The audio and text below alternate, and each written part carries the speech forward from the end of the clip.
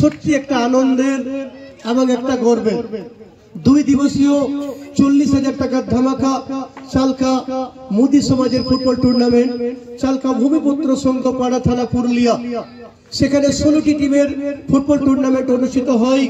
গতকাল junior sporting কলহরিয়া ARSA থানা Purulia final খেলার যোগ্যতা অর্জন করে, কিন্তু আজকে দ্বিতীয় দিনের খেলায় যেখানে আমাদের রুদ্র 11 বাঁকুড়া ফুটবল টিমের খেলোয়াড়রা এসেছেন এবং সবচেয়ে যেটা ভালো লাগলো যে একটা খেলোয়াড় যার খিদে থাকে, বিশেষ করে আমরা যখন কোনো মেলায় যাই আমাদের নজরটা থাকে যে কোন জায়গায় কোনো ভালো জিনিস দেখতে পাবো এবং খাবো, কিন্তু খেলোয়াড় যেখানে রাহুল সব সময় নজর আছে গোল পোস্টে কোথায় গোল করব।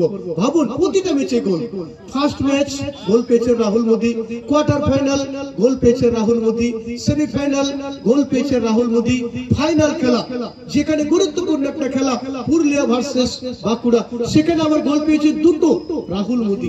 রাহুল ভাই এই ব্যাপারে কি বলবেন? হ্যাঁ, গোল করে খুব ভালো লাগলো। আর এই মাঠে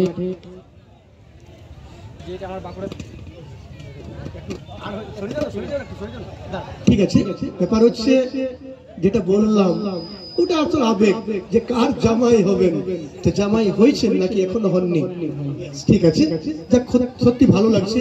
প্রতিটা ম্যাচে যেটা কৃতিত্ব আপনি হয়তো জানেন, আমি প্রায় প্রতিদিনই মাঠে থাকি, এখন পর্যন্ত কারো কৃতিত্ব নেই। মানে এটা এবার যথাই যাব প্রতিটা মাঠে এই কৃতিত্ব অ্যানাউন্স হবে যে প্রতিটা ম্যাচেই গোল, 4টা ম্যাচে 5টা গোলের কৃতিত্ব রাহুল মোদি।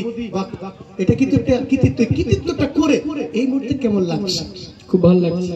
আবার যদি সমাজের খেলা হয় আগামী সিজন, এখানে হয় প্রতি বছরই হয়, আবার আসবেন তো? হ্যাঁ, আসবেন। আমরা আশায় আছি। অভিনন্দন রাহুলের জন্য। একটু পরে আমরা প্রাইজ বিতরণ অনুষ্ঠানে আসবো, একটু চলে আসবো, প্রাইজ আছে তাহলে।